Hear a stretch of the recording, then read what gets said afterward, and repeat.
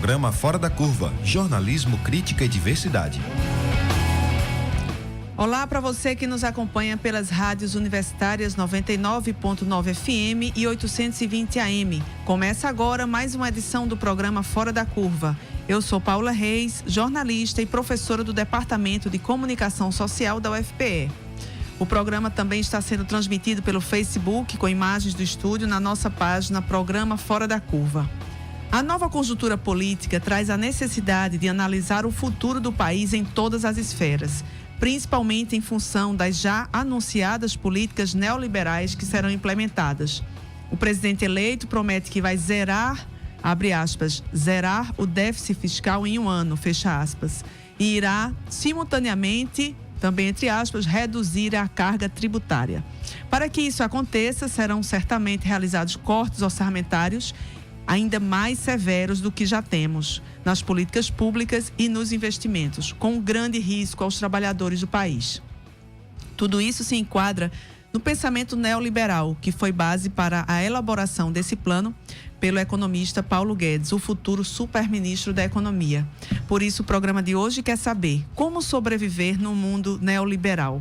Para responder essa questão, recebemos hoje a autora do livro A Razão Neoliberal, doutora em Ciências Sociais e professora da Universidade de Buenos Aires, Verônica Gago. Verônica lança hoje, na sede do SOS Corpo, na Madalena, o livro A Razão Liberal, seguido de um debate com o tema Como Sair Dessa, Táticas Populares da Vida e Neoliberalismos. Olá, Verônica, seja bem-vinda. Hola, muchas gracias por la invitación. Es una alegría muy grande estar acá.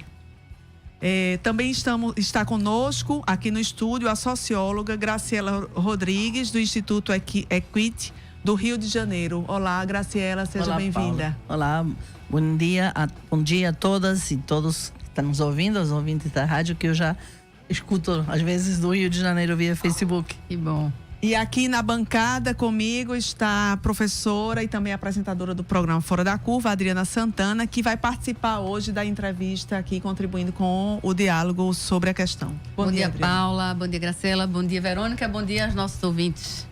Quem quiser participar do programa de hoje, mande sua pergunta ou comentário através da página facebook.com/programa Fora da Curva. A gente vai ter logo a entrada ao vivo por telefone do coordenador geral do Centro Sabiá, Alexandre Pires, que vai falar, tem tudo a ver com o programa de hoje, que é sobre a questão das táticas de resistência, enfim, como sobreviver no mundo liberal. Bom dia, Alexandre, você me ouve? Alô? Bom dia, Alexandre, você me ouve? Alô? Bom, então a gente vai tentar essa comunicação daqui a pouco.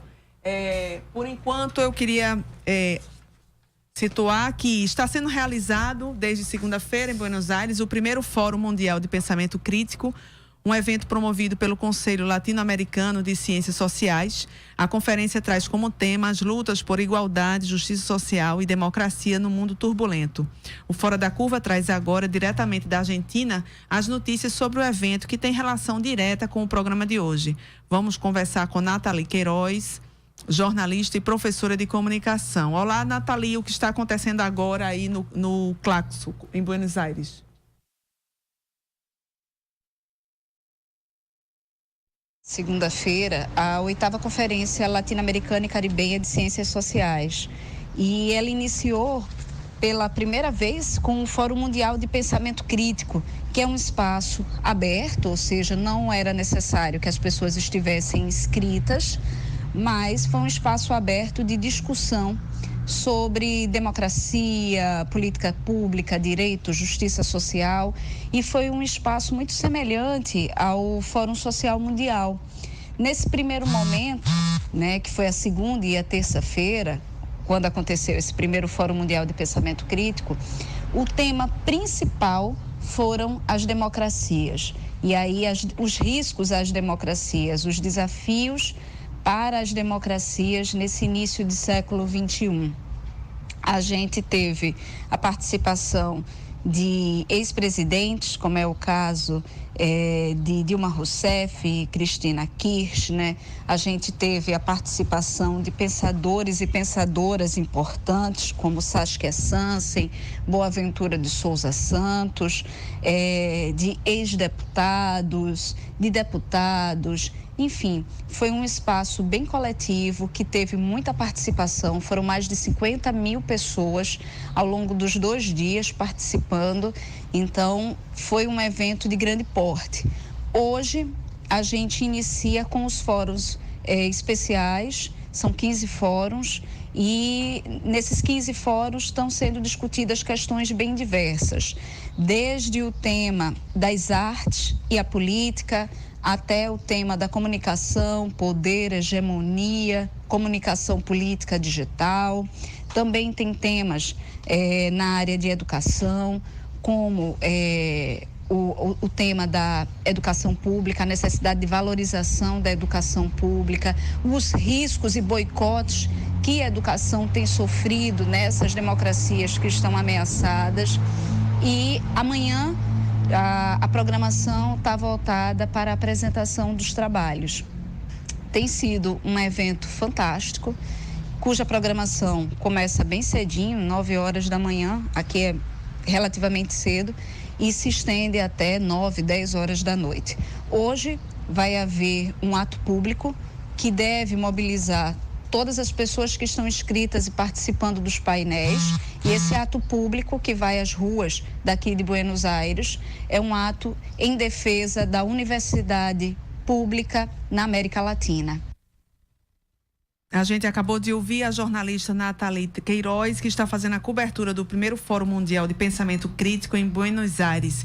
E agora a gente tem a participação do coordenador-geral do Centro Sabiá, Alexandre Pires. Bom dia, Alexandre. Bom dia, Paula. Bom dia, Adriana, Verônica, Graciela. Bom dia, é um prazer estar aí. Bom dia. Fora da Curva. O Centro Sabiá tem tido uma experiência, né, de construção de formas de resistência, né, de solidariedade entre os agricultores familiares e que tem tudo a ver com o nosso tema do programa de hoje. Eu queria que você contasse um pouco dessa experiência, o que tem sido feito e o que já mostra resultado efetivo.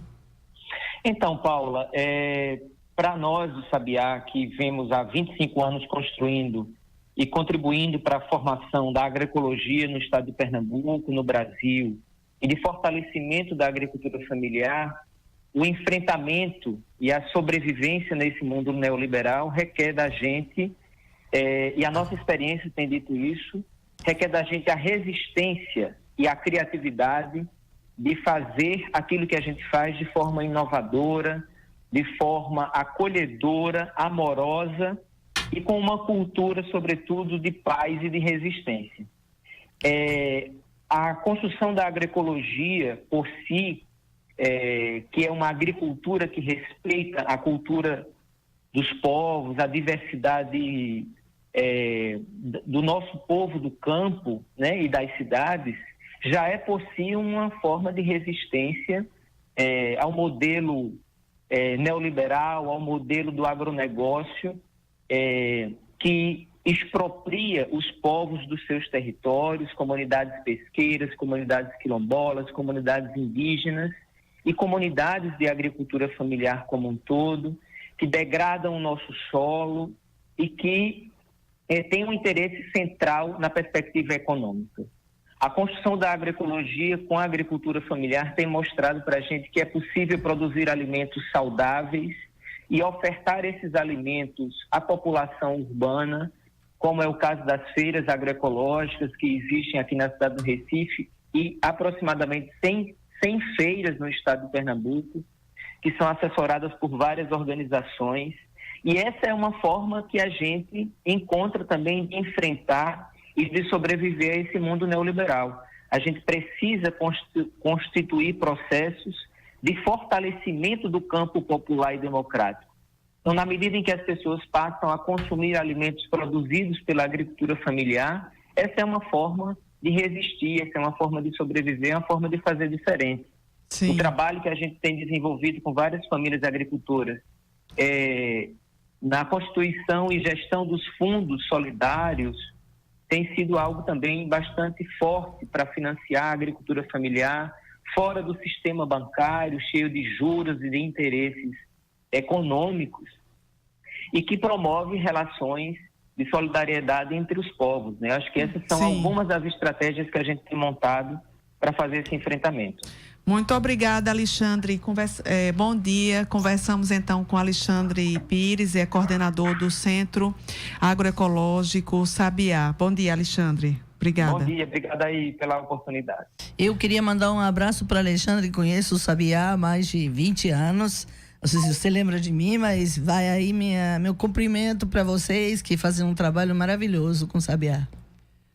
Verônica, então, quais as formas de resistência? Quer dizer, são muitas, não é? Essa do Sabiá é uma delas, a da Claxo também, ir para as ruas, enfim, como a gente pode pensar essas formas de existir e resistir nesse mundo liberal? Bueno, creo que desde el movimiento feminista en los últimos años se vienen justamente inventando formas de resistencia, formas de confrontar con el neoliberalismo y sobre todo formas de confrontar a las maquinarias de expropiación y explotación que hace el neoliberalismo de nuestras formas de vida.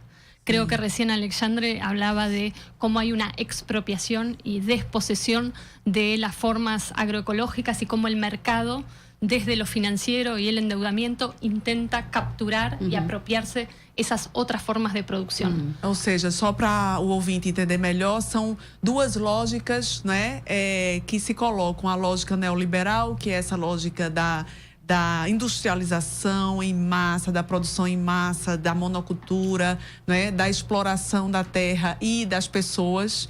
E essa lógica agroecológica, que vai ser uma lógica da agricultura familiar, da rede de solidariedade, de um trabalho de reconstrução, inclusive ambiental, social, né? Y de relaciones de género, ¿no? Exactamente. Y en eso lo que vemos es no solo un aislamiento, como muchas veces se quiere decir, de estas experiencias autónomas o de resistencias aisladas, exactamente, sino una confrontación cotidiana, en la violencia cotidiana de estas formas nuevas de expropiación y explotación que hoy hace, por ejemplo, de manera privilegiada el capital financiero. Porque el capital financiero es una manera en la que hoy se intenta expandir las fronteras del capital sobre estas formas también nuevas de producir, de consumir, de vincularnos cotidianamente. Entonces creo que ahí el feminismo lo que ha hecho es puesto a nivel de la vida cotidiana qué significa una resistencia al neoliberalismo. No solo en términos macroestructurales, que por supuesto sabemos lo que significa el neoliberalismo en nuestra región en términos de políticas de privatización, de ajuste, de producción de crisis desde arriba. Pero también el feminismo ha puesto como lugar central la discussão de como o neoliberalismo opera a nível micropolítico, de lo cotidiano. É isso até que a gente ia questionar, né? Perguntar a vocês qual tem sido o papel, e eu creio que tenha sido um papel muito importante, preponderante, das mulheres associadas ao movimento feminista nesse processo que já é longo, né? De enfrentamento a esse mundo neoliberal e ainda mais agora, né? Com as direitas, digamos assim, tomando conta, né? De boa parte das políticas nacionais aqui da América Latina, né? Como vocês têm acompanhado e participado, né? Ativamente desse papel das mulheres nesse enfrentamento? Creo que el movimiento feminista puso en escena, mostró, le dio un lenguaje a el tipo de violencia que hoy necesita el capital para su acumulación. Y vinculó las formas de las violencias machistas con la violencia de la explotación laboral, con la violencia del agronegocio, con la violencia en lo que significan las economías ilegales sobre los territorios.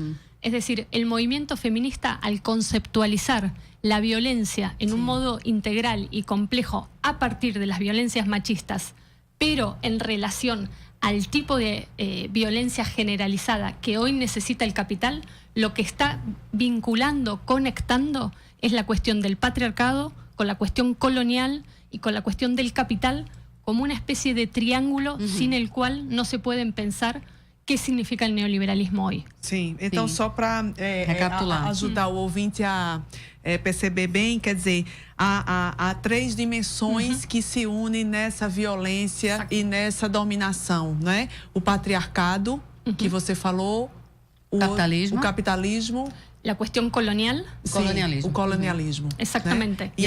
E todas essas violências, elas estão conectadas. Exatamente. Né? E essa violência, portanto, elas acontecem não só no nível macro, mas também nas micro-relações do dia a dia, elas também operam, inclusive nas relações de gênero, né? Exactamente. Creo que, por ejemplo, las relaciones de género y las violencias machistas y la llamada violencia doméstica es un punto de vista privilegiado para ver cómo se articulan estas violencias. Sí. Y para ir más allá, para traspasar la idea de que es una violencia íntima o confinada, sino que esa violencia explica la conexión de las distintas violências. As conexões maiores, né? As relações do Estado com o indivíduo, as relações das empresas com os indivíduos. Exactamente. Então, é um espelho das relações machistas, a gente pode dizer assim. Exactamente. Não é isso? Es por eso Tem um áudio aqui que não deveria ter entrado. Creo que es por eso que hoy el movimiento feminista tiene una capacidad de comprensión global de las discusiones sobre la violencia que implica hoy las relaciones de acumulación capitalista. No es solo una experiencia local o que se puede decir íntima o reducido a lo micropolítico como se entiende clásicamente, sino que la potencia hoy del movimiento feminista es que está dando una clave de comprensión y de relectura de lo que significan las violencias a nivel global, y por eso el movimiento feminista tiene una fuerza transnacional, porque logra conectar justamente estos diagnósticos desde experiencias muy concretas y al mismo tiempo hacer más compleja la definición de neoliberalismo. Sim, sim. Já tem uma pergunta de um ouvinte, que é de Júnior, e eu já faço para a Graciela ajudar um pouco a resumir e organizar em português o pensamento e ajudar um pouco, que é justamente, de Júnior pergunta: por favor, explique ao público como o neoliberalismo atinge a vida das pessoas mais pobres. Bom, bom dia. Júnior é o nome? É de Júnior. Júnior, então. Júnior, e aproveitando então para todos os ouvintes, eu acho que acabou de Verônica comentar essas três pernas que tem o modelo de dominação. E ela mencionou que compreende o patriarcado, o próprio sistema capitalista, que estão completamente imbricados, juntos, associados, e o colonialismo que nossa região se vive desde nossa memória, né? Sim. Então, esses três elementos, eles se conjuntamente se unem para promover, digamos, um sistema que acaba tendo todos os laços necessários para o controle da população, para o controle dos trabalhadores e trabalhadoras. Eu acho que essa situação é a que determina, neste momento, o fato de que estamos vivendo uma situação particularmente dura, que muitos estão falando de fascismo ou de nazismo. Uma situação em que temos uma legitimação pela eleição de um processo que sempre foi feito, quando foi feito na história, de formas muito duras, geralmente. Mas, igual que como Hitler fez, nós também estamos aqui legitimando via democracia, via eleições, um processo que junta estes três elementos de dominação, de coerção, de controle da população. E esse controle se expressa de diversas formas. E isso que significa o neoliberalismo na vida das pessoas. Esses elementos chegam nas comunidades, nos setores populares, através da militarização da vida. É uma quantidade de formas em que isso se expressa cada vez mais no combate ao tráfico, no chamado combate ao tráfico, que de combate não tem nada contra, ao contrário, está totalmente imbricado.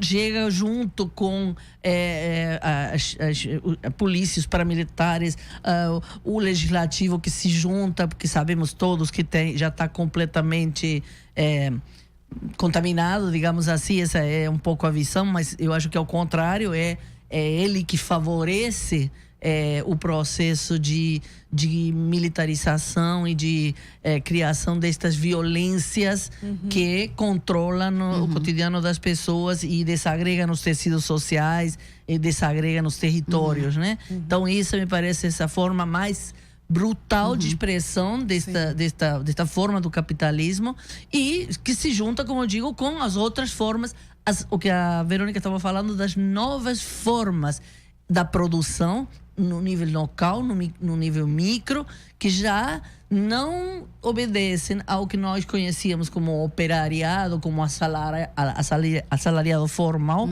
Cada vez mais as formas do trabalho se tornam informais, se tornam também associadas, imbricadas com a ilegalidade, em um conjunto que você já não sabe mais encontrar onde começa, onde termina o outro, e isso dando uma precarização, a precarização total do trabalho e da vida.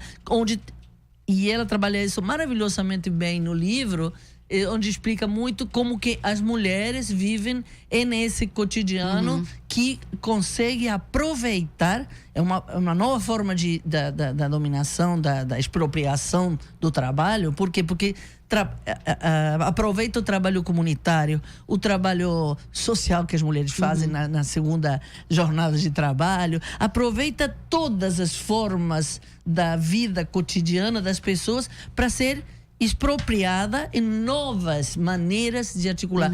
Veja bem, eu só queria dar a Júnior vai entender muito bem isso. Se você vê, por exemplo, agora, você vai ver um camelô no centro de Recife, no centro de qualquer cidade do país, que vai estar vendendo uma bolsa da Louis Vuitton, que é uma grande empresa, né? Um famoso, um modista famoso, francês, que tem umas bolsas carérrimas. Essas bolsas estão sendo vendidas aí, elas são falsas, mas elas estão sendo feitas, não estão sendo feitas num quintal ali, não, estão sendo feitas numa grande empresa transnacional que vende essas bolsas em qualquer lugar de qualquer cidade da América Latina, enfim, de muitos lugares do mundo, né? Então, esta ilegalidade misturada com a informalidade, com isto que é o novo tecido do neoliberalismo, o novo tecido das formas de produção, que aproveitam muito aí o trabalho feminino. E por isso este livro da Verônica traz condensa essa discussão, essa análise de uma forma brilhante, eu acho. Na linha do que perguntava o nosso ouvinte, né, de como o neoliberalismo age na vida individual, cotidiana das pessoas, a gente observa que o neoliberalismo no mundo, mas destacadamente, né, nas regiões mais pobres ou em desenvolvimento, no Brasil, na América Latina, tem uma característica bem marcante, que é esse cerceamento das liberdades, né?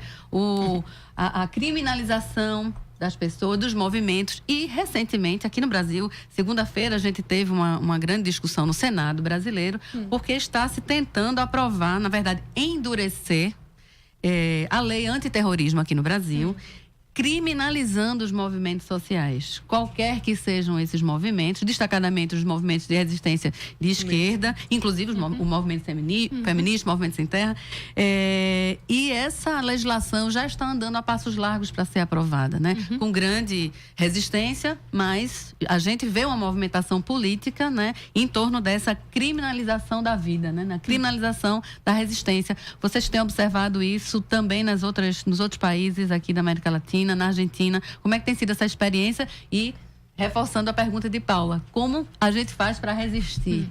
Sí, creo que la criminalización es una línea fundamental de estas formas de endurecimiento del neoliberalismo, y creo que la pregunta que Brasil nos pone hoy a todas es ¿por qué hoy el neoliberalismo necesita esta alianza con el fascismo para acumular capital, ¿no? Es decir, veníamos de un tipo de neoliberalismo que permitía regímenes políticos más progresistas, más flexibles, y lo que vemos es... Liberales, ¿no? Liberales, exactamente. Y lo que vemos hoy justamente es un endurecimiento al punto del fascismo de este neoliberalismo. Entonces, por un lado, hay que pensar el tipo de crisis que tiene el neoliberalismo para tener que acudir a las formas autoritarias, fascistas, totalitarias. Entonces, eso creo que no hay que perderlo de vista, el tipo de crisis, porque creo que también esa pista nos da cuenta no solo siempre del punto de vista de la estabilidad del capital, sino de la inestabilidad del capital y de lo que necesita el capital para poder acumular y producir valor. El segundo punto, creo que me parece importante, es por qué, a quiénes se hace la guerra con esta forma de neoliberalismo fascista.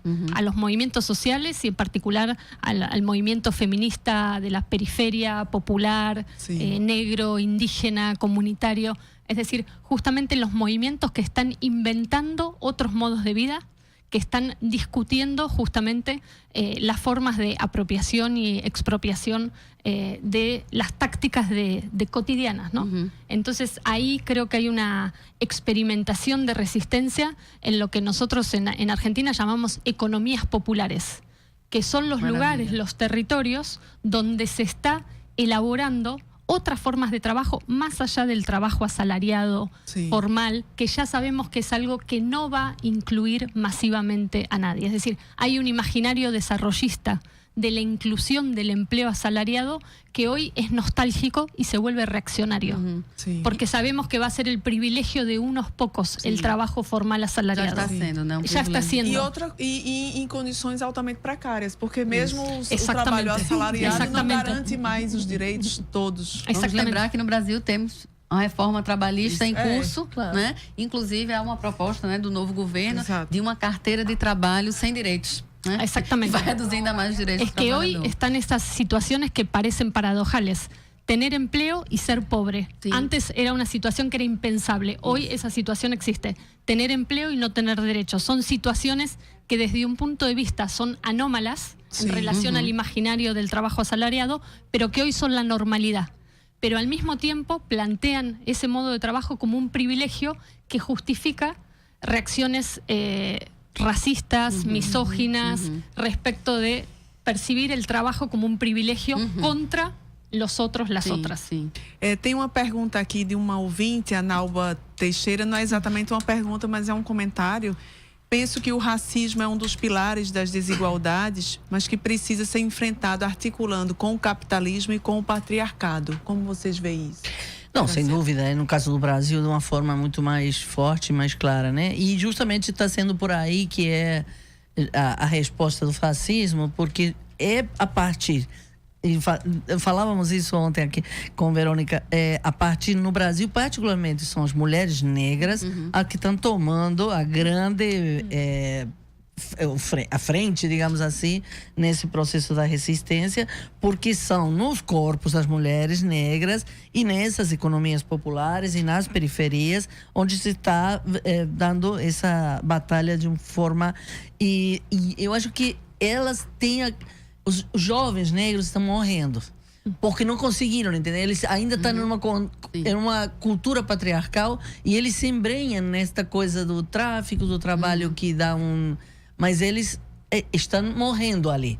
As mulheres estão fazendo a resistência por isso, porque conseguem se colocar num lugar diferente, conseguem se colocar como mais que estão defendendo esses filhos que estão morrendo nas periferias de uma forma brutal e conseguem se colocar porque elas têm uma opção de uma outra forma de enfrentar esta questão da vida, do trabalho, da precariedade, até porque estão acostumadas com isso historicamente, mas sabem lidar com essa situação. Então, eu enfim, acho muito pertinente essa análise que o livro traz, porque coloca bem esta situação do feminismo, e aqui no Brasil, do feminismo negro sendo protagonista.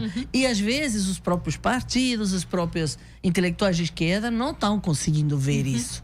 Não conseguem pelo motivo que é o patriarcado, a forma de pensar tradicional, que só pensam em termos basicamente econômicos, por exemplo. E da política institucional. E da política institucional, exatamente.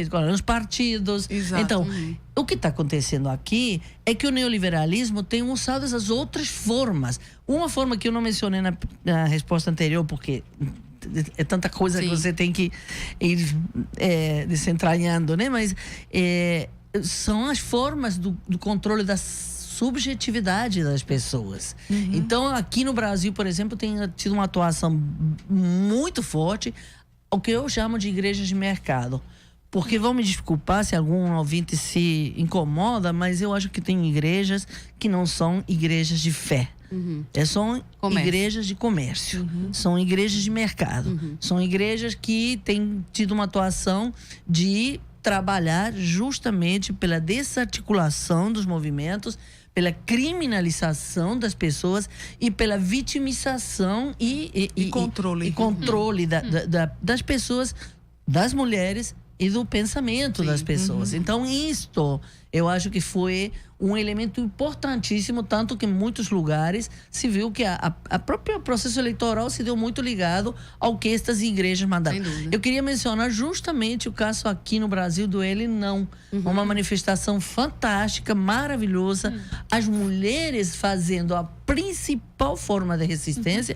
E aí as mulheres negras com uma potência enorme. No Rio de Janeiro se fez um ato por conta da Marielle, da morte, outro tema que seria para conversar aqui, mas uma presença nos movimentos, nas ruas, enorme, e isto como uma forma de mostrar essa resistência, esse estar das mulheres contra a cultura das armas, do militarismo, da morte, né? Sim. E apesar disso, os partidos e alguns setores disseram não, que foi contra, porque as igrejas mostraram fotos, tergiversaram fotos, mas ao mesmo tempo foi reconhecido que este foi o motivo de tentar ter um segundo turno, de tentar. Foi o setor que mais se mobilizou, que mais se organizou para resistir o processo fascista que estavam vindo chegar, né? O programa vai para um rápido intervalo e volta já com a análise da questão como sobreviver no mundo liberal, aqui na nossa rádio universitária, a nossa rádio pública. Programa Fora da Curva. Análise crítica de assuntos do interesse público.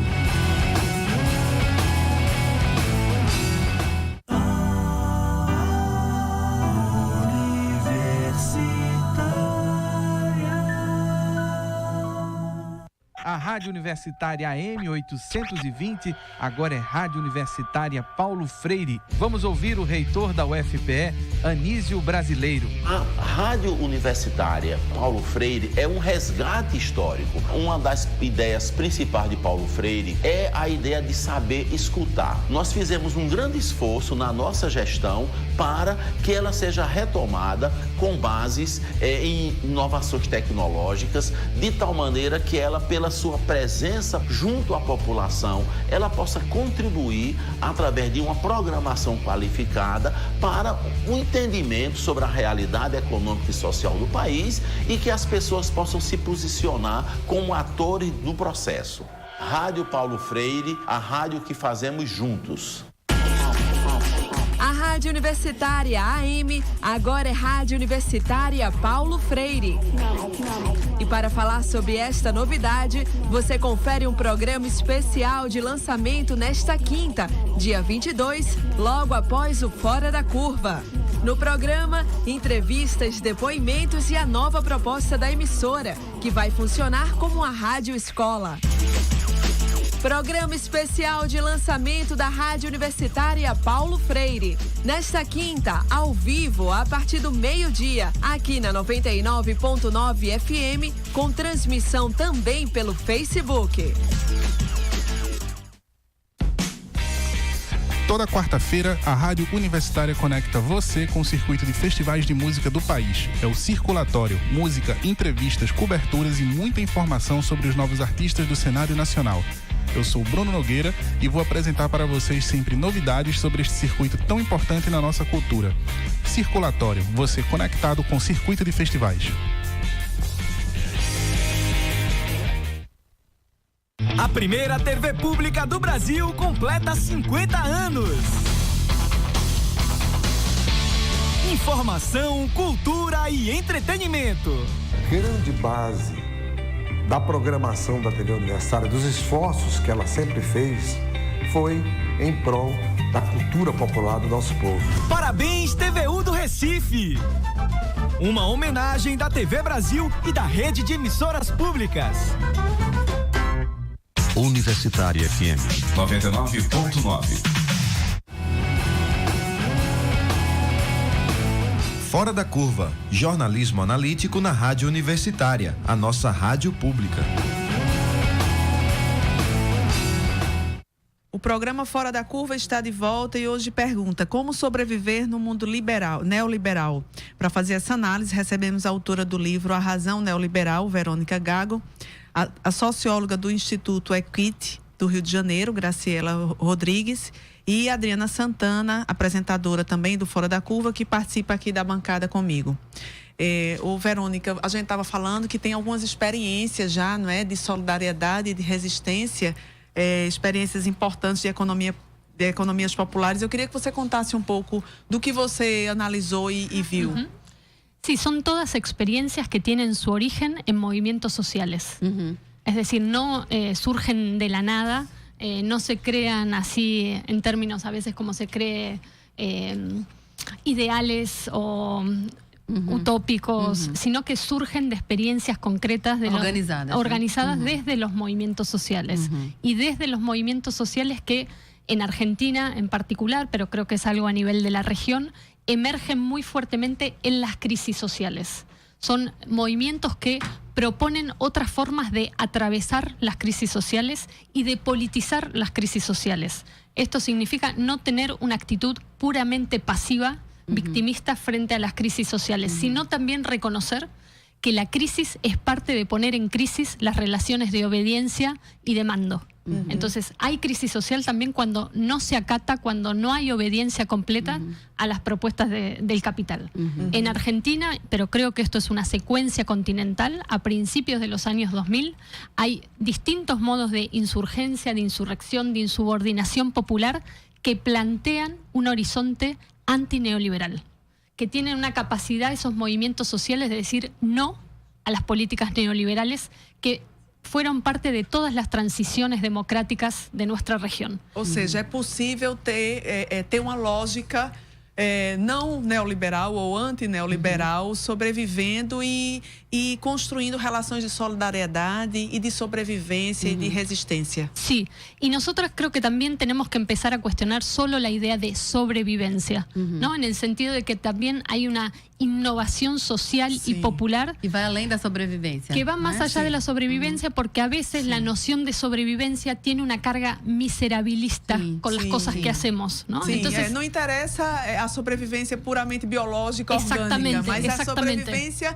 do ser cidadão completo, com dignidade, con escolhas, con decisões, con toma de decisões y participación na política. Exactamente, y por eso en estas experiencias también hay una invención de otras formas de ciudadanía, ¿no? Y de discusión con las formas de ciudadanía liberal que sabemos que en nuestra región son históricamente excluyentes y racistas y clasistas y coloniales. Entonces creo que hay una discusión también sobre las formas de ciudadanía políticas que se han inventado desde los movimientos sociales y que logran también llevar la discusión de la democratización al ámbito de la producción.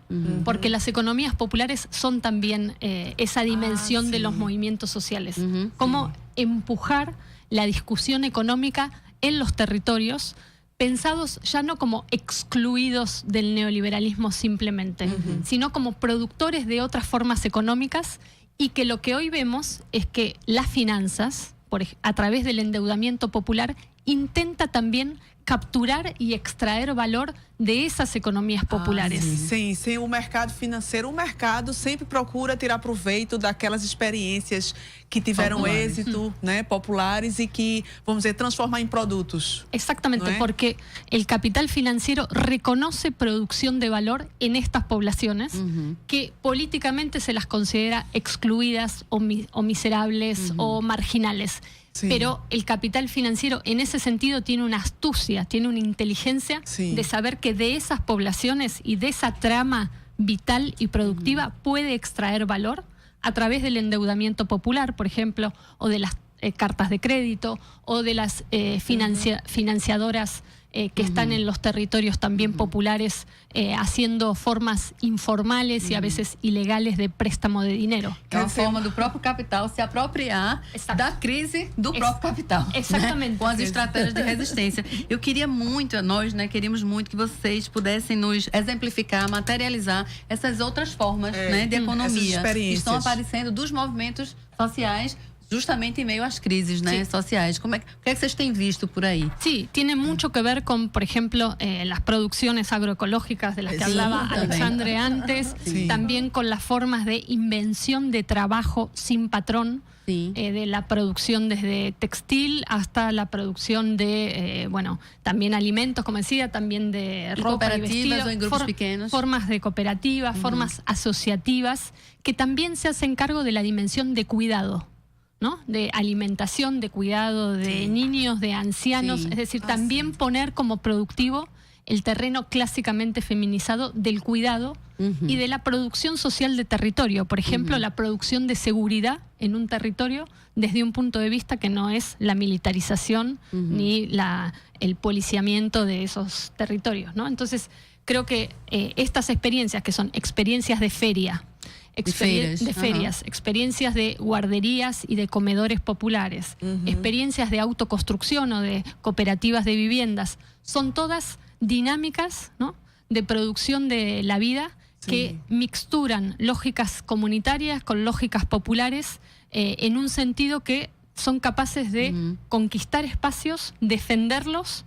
y también mostrar su productividad política, econômica e social. Inclusive, acho que há também experiências de criação de moedas, né? Moedas próprias dentro de no coletivos. Brasil há muita experiência nisso. Há várias organizações e vários grupos que já formaram processos fortes localmente. Inclusive aqui no Nordeste, muitos casos. Não conheço em particular elas, mas conheço sim a criação de várias moedas, palmas, a coroa, enfim, várias formas de moedas. E uma forma também de tentar escapar, de escapar, exatamente, prisão, dos fluxos assim, financeiros. Só retomando, Paula, né, até para a gente entender melhor, e o ouvinte, Verônica falava de alguns exemplos, né, práticos que ela tem encontrado, principalmente em feiras, né? Também a preocupação agroecológica, né? Essas comunidades se unem não apenas para produzir, mas produzir com um cuidado, né, maior com essa produção, com as pessoas. Você tem observado também produção de comida em rua, é isso? É em rua, comida de rua? Sí, y también diría producción de infraestructura popular. También. Por ejemplo, limpieza de los barrios. Hay ciertos barrios que si no se organizan estas cooperativas, el servicio público no llega a esos barrios. Lo mismo, servicios de salud. Son cooperativas que se hacen cargo tanto de reclamar al Estado como de producir otras dinámicas de atendimiento de salud y de emergencias, que son, insisto, lugares en los que el Estado o la infraestructura pública se ha retirado y ha sido, digamos, parte del abandono de esos territorios. Entonces creo que estas formas de economía popular se hacen cargo de reemplazar esa infraestructura pública estatal, produciendo una infraestructura de lo común, de lo popular comunitario, que está inventando formas de lo común. Indo além do comércio, né? Tomando o lugar, como você está dizendo, do próprio Estado, muitas vezes que é ausente, que a gente observa na América Latina, Agora, no Brasil, no essas Nordeste. experiências, elas também...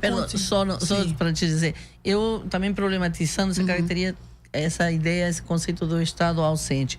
O Estado brasileiro não está ausente em nenhum lugar. É verdade. Ele não está ausente. Ele está com determinada viés, com determinada política que acaba se ausentando das populações mais carentes. Não apresenta as políticas públicas que deveria prover. No caso do Rio de Janeiro é terrível, porque deixa territórios no comando.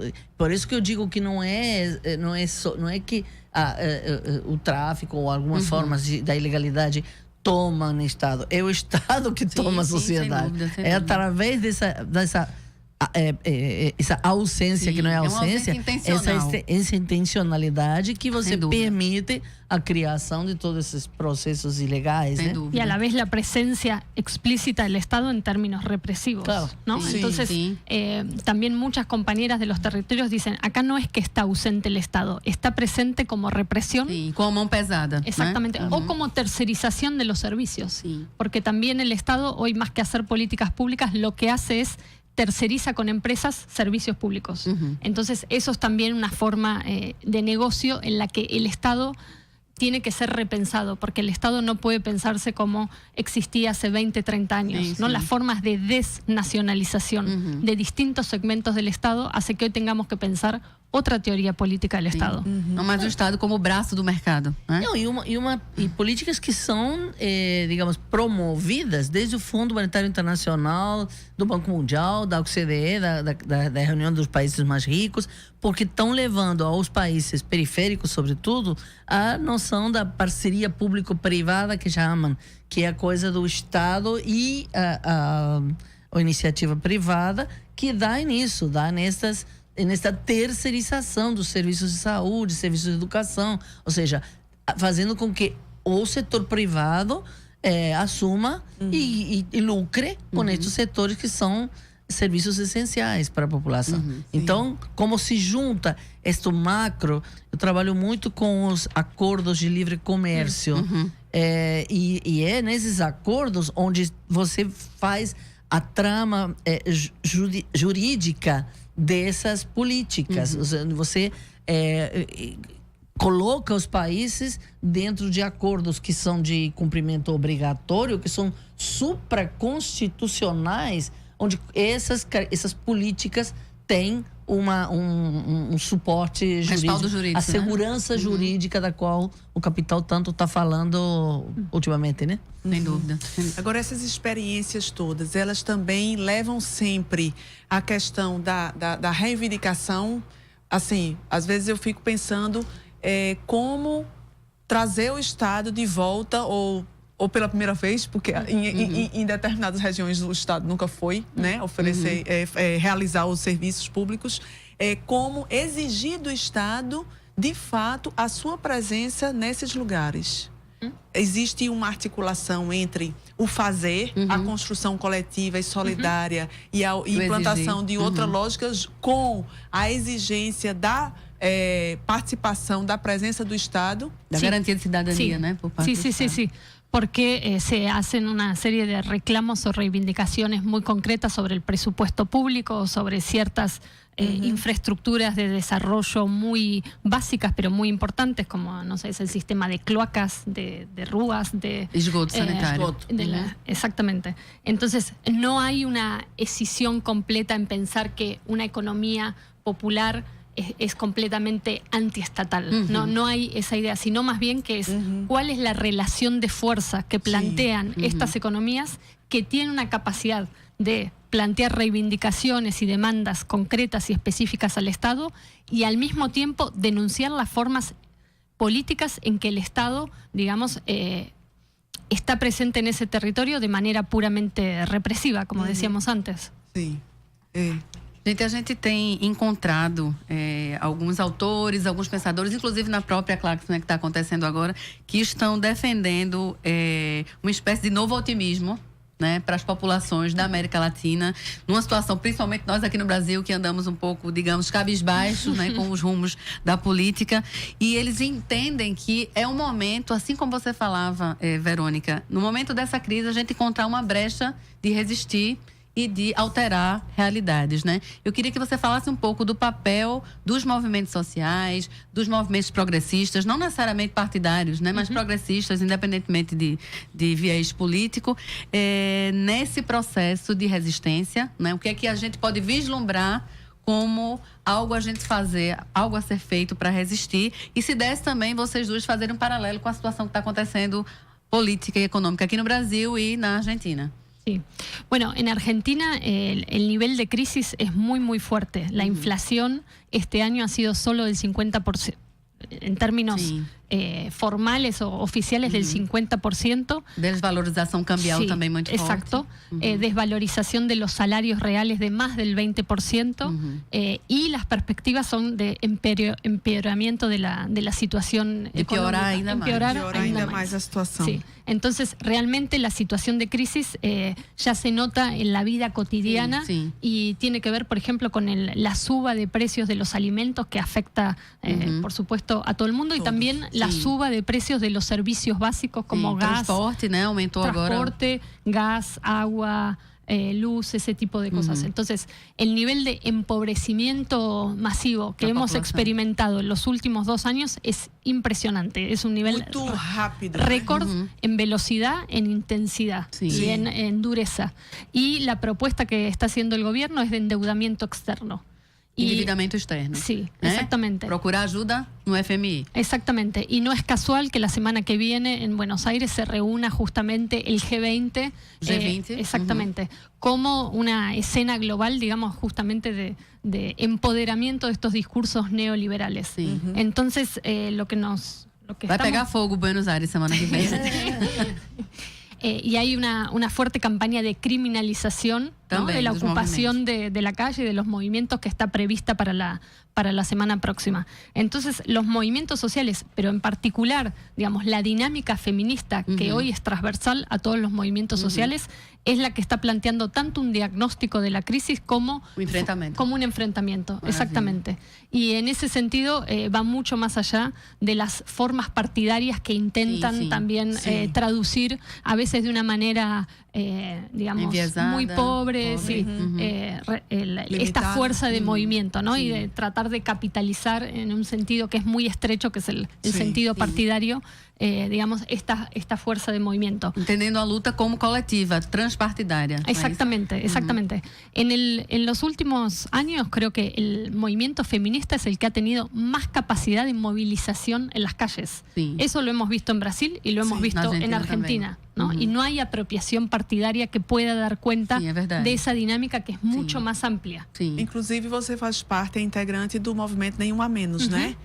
¿Podría situar un poco ouvinte sobre ese movimiento? Sí, el movimiento de Ni Una Menos surge en Argentina como una consigna en principio contra los femicidios, contra las violencias machistas. Y ahí ha sido parte de un movimiento mucho más amplio que ha empezado a hacer un tejido político justamente en esta clave de vincular las violencias machistas de las que hablábamos al principio con otro tipo de violencias y en particular violencias económicas, violencias institucionales, violencias racistas. Y eso le ha dado al movimiento, en especial con la organización de los paros, de las huelgas internacionales, una capacidad, ¿no?, de articulación con sindicatos, con estudiantes secundarias, con mujeres campesinas, con una diversidad de sectores. Ou seja, só para situar o ouvinte, o movimento Nenhum a Menos tem sido assim protagonista na capacidade de articulação dos sindicatos, das várias categorias, para além do próprio movimento, para além do próprio movimento, quer dizer, ajudando inclusive a uma articulação muito mais ampla do que as questões tidas, vamos dizer, tradicionalmente como questões de gênero e tal, mas é muito mais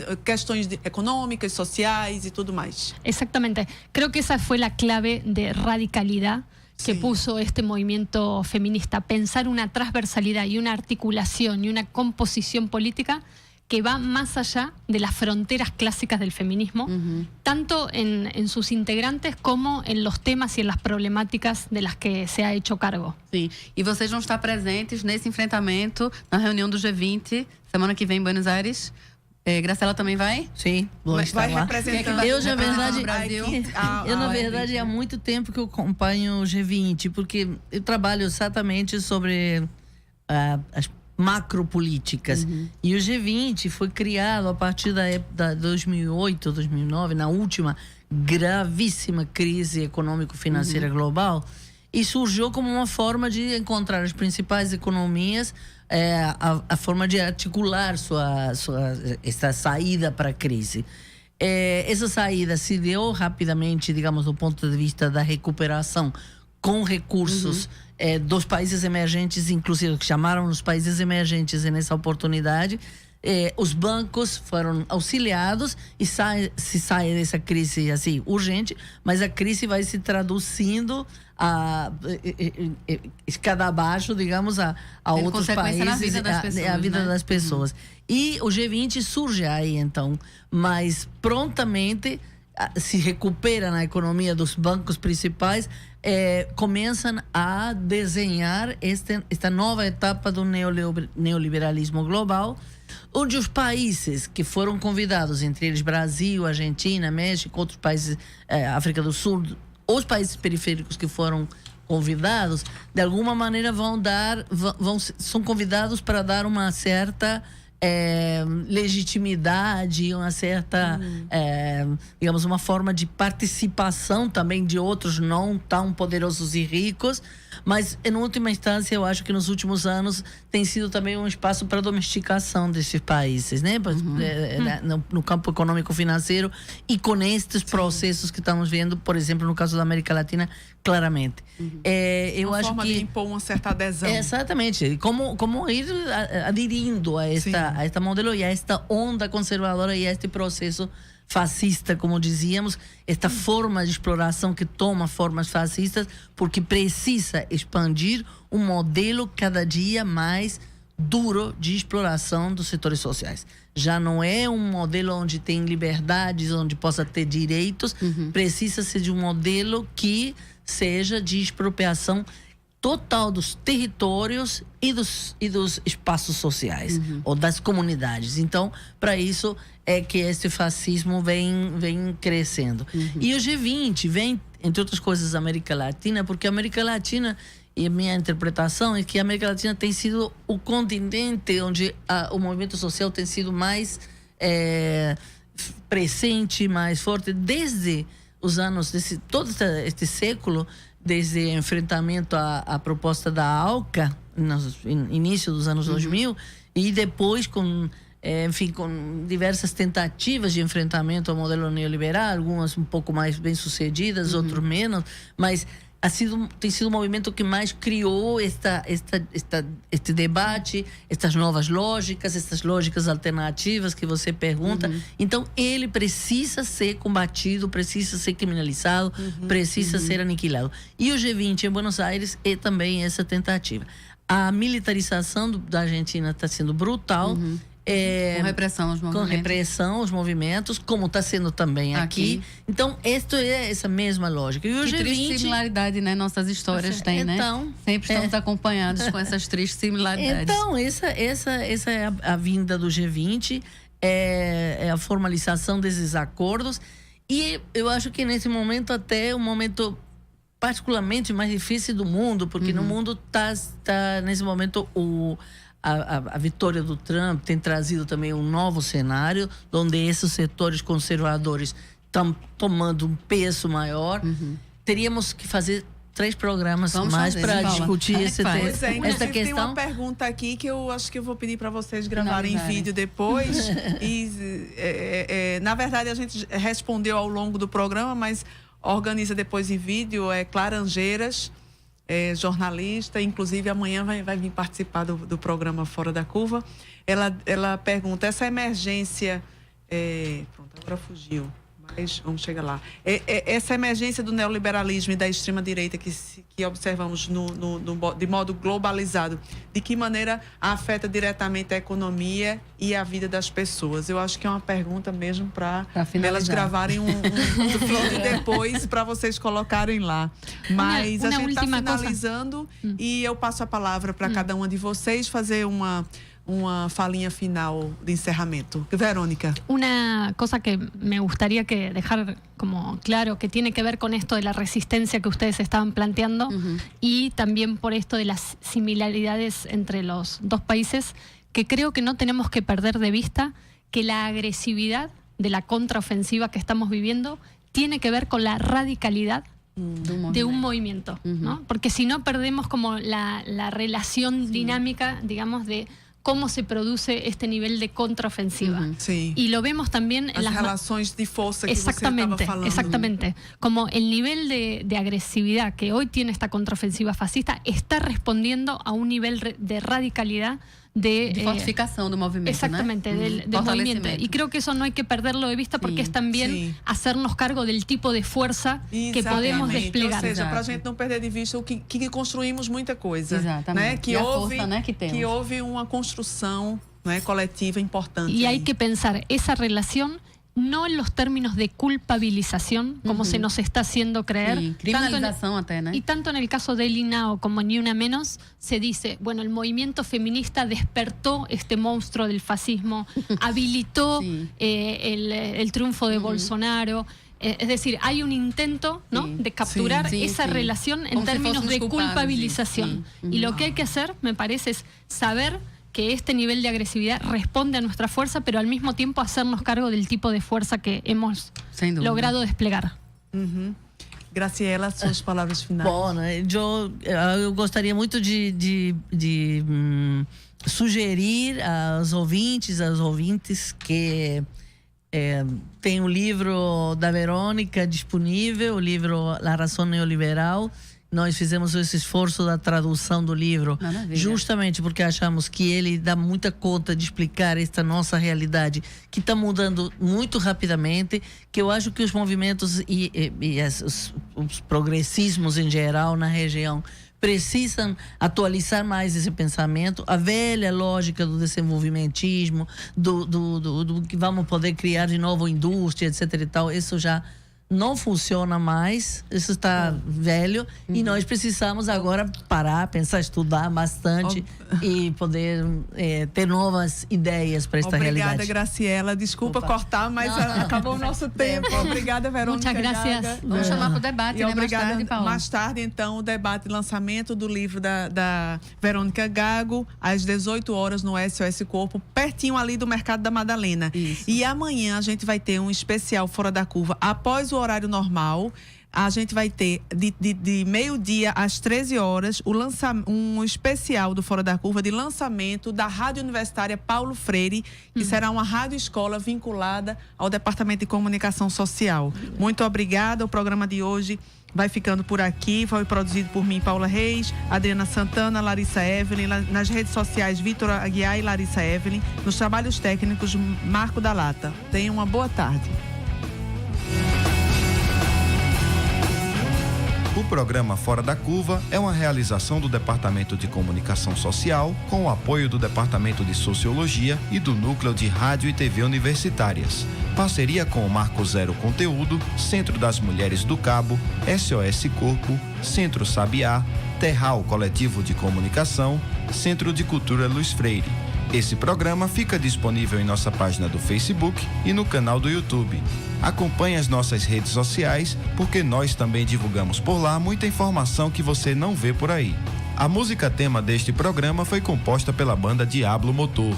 Programa Fora da Curva. A gente fala o que a maioria cala.